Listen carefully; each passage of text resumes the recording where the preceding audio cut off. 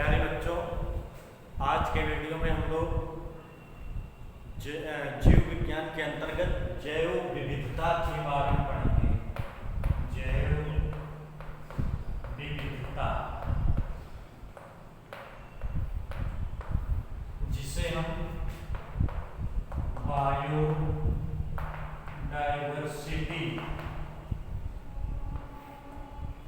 के नाम से जानते हैं। पृथ्वी पर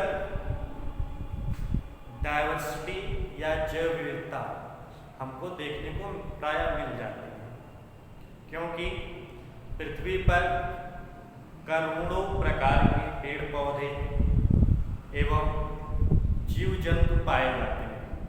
इसके साथ ही साथ पृथ्वी पर सूक्ष्म जीव भी पाए जाते हैं। तो पृथ्वी पर पाए जाने वाले समस्त जीवधारियों में, चाहे वो पौधे हों चाहे वो जंतु, एक न एक प्रकार से अंतर हमको देखने को मिलते हैं, या हम कह सकते हैं जीवधारियों में परस्पर भिन्न भिन्न प्रकार से अंतर हमको देखने को मिलते हैं। तो जीवधारियों के लक्षणों में भी कुछ अंतर देखने को मिलेंगे, जीवधारियों के स्वभाव में भी अंतर देखने को मिलेंगे, जीवधारियों के भोजन में अंतर देखने को मिलते हैं, जीवधारियों के रहन सहन में हमें अंतर देखने को मिलेंगे, और जीवधारियों के जीवन शैली या जीवन की प्रक्रियाओं में होने वाली क्रियाओं में भी हमको अंतर देखने को मिलते हैं। अर्थात पृथ्वी पर पाए जाने वाले समस्त प्रकार के जीवधारियों में कुछ ना कुछ अंतर दिखाई देते हैं, चाहे वो सजाति क्यों ना हो और यहाँ तक कि वो जुड़वा भी क्यों ना हो, क्योंकि जो जुड़वा भी होता है हम उसे भी अलग अलग पहचान लेते हैं।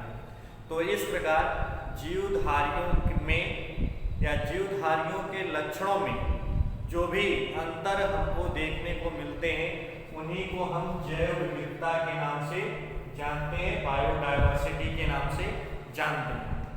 अब हम अगर एक एक लक्षण को लेकर बात करें तो हमको ये जैव विविधता देखने को पूरी तरीके से मिलेगी।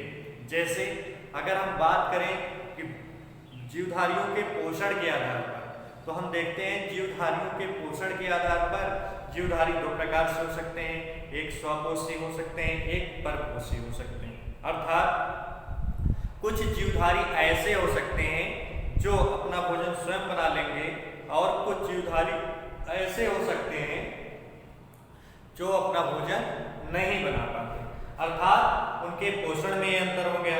और अगर उसी परपोषी में भी हम बात करें तो हमको देखने को मिलता है कि कुछ जीवधारी विषम परपोषी में मृतोपजीवी हैं, कुछ परजीवी हैं, कुछ सहजीवी हैं। अर्थात कुछ अपना भोजन सड़े गले पदार्थों से प्राप्त कर लेते हैं, मृत पदार्थों से प्राप्त कर लेते हैं, कुछ जीवधारी सजीवों के शरीर से अपना भोजन प्राप्त कर लेते हैं, परजीवी कहेंगे, और कुछ सहजीवी संबंध बनाकर भोजन प्राप्त कर सकते हैं।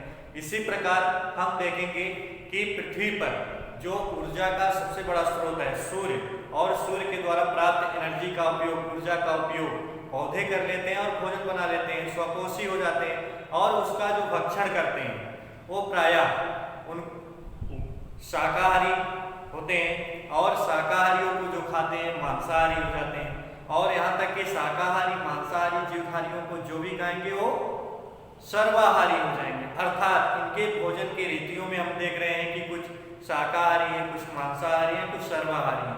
अर्थात इनके भोजन के तरीकों में भी अंतर है, भोजन में भी अंतर है। ऐसे ही अगर बात करें रहन सहन में, तो प्रत्येक जीवधारियों का रहन सहन अलग अलग होता है।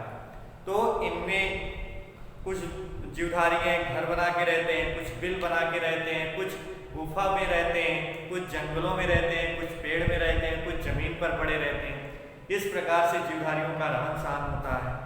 ऐसे ही अगर हम उनके लक्षणों के बारे में बात करते रहें तो कहीं ना कहीं हमको अंतर स्पष्ट दिखाई देते रहेंगे।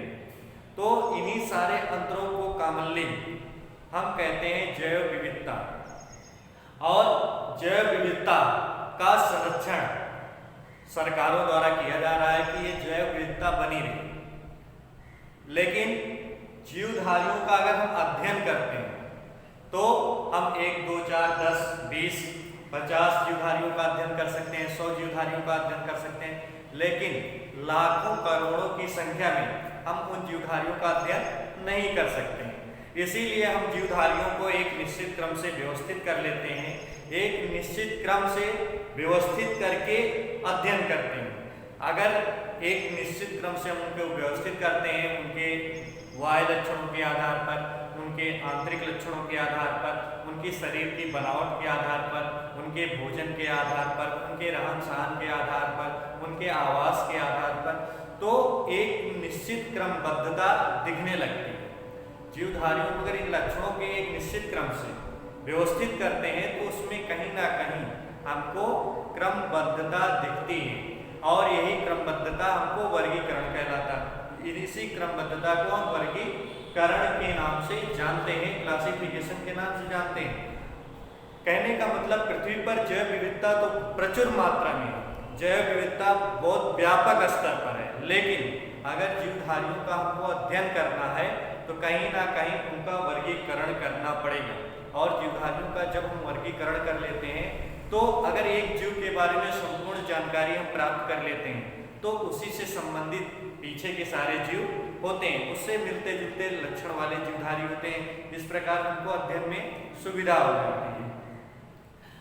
यही अगर हम बात करें बायोडायवर्सिटी की तो हम देखते हैं कि कुछ जीवधारी भूमि पर पाए जाते हैं, मतलब भूमि पर पड़े रहते हैं, और कुछ जीवधारी भूमि पर बिल बना के रहते हैं, कुछ जीवधारी भूमि में बड़े बड़े गुफाएं बना के रहते हैं, कुछ जीवधारी पहाड़ों पर पाए जाते हैं, कुछ पठारों पर पाए जाते हैं, कुछ जल के स्रोत में पाए जाते हैं, कुछ नदियों में पाए जाते हैं, कुछ समुद्रों में पाए जाते हैं, और कुछ वायु में स्वतंत्र रूप से उड़ते हुए मिलते हैं। अर्थात पृथ्वी पर जलचर जो जल में रहेंगे प्राणी, थलचर जो स्थल पर रहेंगे प्राणी, और कुछ नभचर जो वायु में उड़ते हैं, और साथ ही साथ कुछ उभयचर जो जल और स्थल दोनों पर पाए जाते हैं।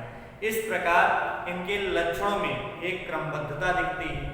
अर्थात जो जल में रहेगा तो उसके कुछ न कुछ, उसके शरीर की बनावट कुछ न कुछ अलग होगी अपेक्षाकृत स्थल के, और जो स्थल पर रहेगा उसके शरीर की बनावट अलग होगी अपेक्षाकृत जलचर की। इस प्रकार से जीवधारियों के लक्षणों में एक विशेष प्रकार की क्रमबद्धता और अंतर भी देखने को मिलते हैं।